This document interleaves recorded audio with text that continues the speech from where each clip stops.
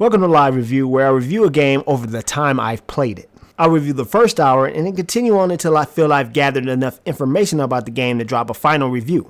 We're back with Live Review, and this time we're tackling Shadow of War. So let's talk about the mess of the story that we're playing here. So at the first, it starts off with Shelob. Shelob the spider, who magically turned into a woman, who was once a woman that was friends with Sauron somehow. Talion goes to Shelob and she gives him various looks into the future, and he treats it like an addiction. But instead of actually solving the problems, he instead just kind of looks around, finds out that it's going to happen, and does nothing about it. Shelob then disappears, and then we go off to try to save this girl named Ithril. And basically Talion doesn't get that she doesn't want to be saved, and it's just this whole really boring story about chasing her around for a while. I mean, for the 15 hours that I played, there was nothing really special about the story. I wasn't interested. I was more interested in just killing Uruks. Now, the gameplay is pretty much the exact same game, except with a lot more abilities and more to do. The Nemesis system is a little more fleshed out. You now have the opportunity to build an army. So this time you're not just sending orcs out to kill other orcs so that they can take the place of those war chief. Now you want to build an army so that you can storm a palace and take out the overlord. So the big deal here is that you send death threats to make enemies scared and get higher gear for your characters. Just like Shadow of Mordor, you can send troops to spy on war chiefs so they can take over their positions later when you come and storm the palace. The difference is that now you have to go through the fighting pits, and they have to win the battle to win favor to actually be next to the war chief and do that spying. So there's a small bit of challenge in trying to find someone that can actually beat the captain so that they can spy on the war chief. So you want to choose someone that's stronger. If not, then their weaknesses will get them killed and you've just wasted your time. The fighting pit is interesting because it's one of the only things in the game where you don't really have full control over how it's going to go. You can't interfere at all. You must watch. And if your orc dies, well, that's just it. You got to go find another one. You can also set orcs as assault leaders, and each of them have their own little staple of what they can do, like enhanced armies, more sappers that blow up gates, etc., etc. It's just little things like that that'll help you in your raid. Each orc also has a way more personality than the last game. So Talion will face off against poets and dudes that are kind of crazy in the head, and they all have pretty much long-winded conversations with him sometimes. It's pretty weird. We mix it up. You mix it up. I mix it up. We mix it up. If you just recently came off of playing Shadow of War, then you'll know exactly what you're getting into here. It's kind of the Batman style combat system with a little bit of Assassin's Creed thrown in. You got counters, acrobatic flips, combos, and executions. So you got all the old moves, but now you have new moves like tackling people to the ground and doing a ground and pound on them, telling people to get over here with your bow. Talion even has a few new traversal moves like this double flip that he can do that gets him across the landscape much quicker.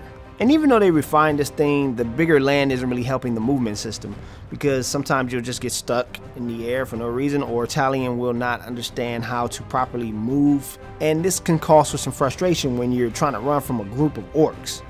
I also have a little problem with the lock-on system when you're in combat. Now, sometimes the game will decide that someone way off in the distance is more important than the person you're trying to fight directly in front of you. So this will make it hard to finish off captains and war chiefs when you're in a crowd full of dudes. Now, I wish there was a way to auto-lock onto a target so that you can just finish them no matter what, and then maybe you can only use the counters to block off the random orcs that are trying to kill you. But there are moments where you're trying to stealth and jump down on the dude, and then he jumps on someone way across the area instead of the person that you were focusing on. It can be a nerve-wracking experience, especially when you're fighting someone that can just fail you in like 1 to 2 blows. Anyway, another improvement is the beasts. Now you have a variety of moves that you can do with beasts. From the Karagor to the Drakes, there are just a lot of accessibility here. In the previous game, I didn't really care about the beasts at all. I didn't try to jump on any Karagor, I didn't do any growls, but in this one, they are more refined. They have like fire breath, they can jump and maul, they can even be used in stealth. And that Drake is amazing. You just feel like Daenerys when you're in the air. You're just flying over people, flaming them on, jumping off, letting the Drake do its thing, then jump right back on it and get to killing. It's amazing. And you're gonna need everything. You're gonna need traps, you're gonna need the Karagor, you're gonna need poison, because the captains and the war chiefs all have their really distinct weaknesses and strengths now. And some of them can be quite tough to take down because they can adapt to what you're doing. And sometimes even the dudes that you can only fight in a certain way will adapt to your moves. Like the only way to beat dudes with shields is to flip over them. But if they adapt to it, what are you going to do? You got to figure out another way to get past them. So it's a lot more challenging than it was in the original Shadow of Mordor. They've expanded on orc behavior when you're trying to take them down, so they have different executions. Orcs will throw parties and you can poison their grog and get in there and try to stealth kill the captain. It's just stuff like that. It's pretty damn cool. But the content outside of those missions is kind of boring. Of course, you have the Batman style arena missions where you can just beat up dudes or jump on a Karagor and do the objective. And then you have missions where it's just like running around trying to find these poems, words on the walls so you can unlock this door. And then there's just scrambling around trying to find artifacts of stuff that is 3D rendered that you can float around and listen to some audio. It's really boring.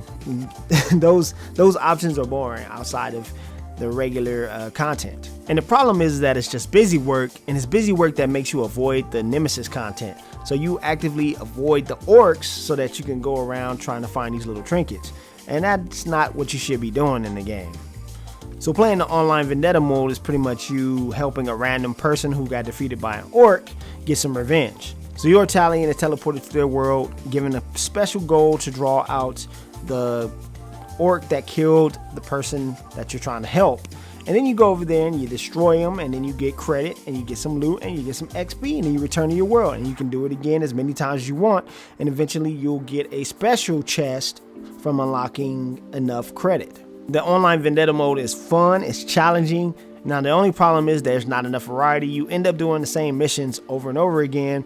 I found myself nearly dying a couple times, and sometimes instantly dying if I wasn't ready for what I was stumbling into, because you don't have the ultimate control that you do in your own game. You don't get to just instantly have idea of what orcs are around and clear out other orcs before you face off against a captain. So it's a fun little aside that could use a lot more content. The best part about this game is when you get your Uruk army together and you go out and fight against the Overlord. This is a sequence of events where you can take your entire army in and smash your way through a fortress and try to kill the Overlord.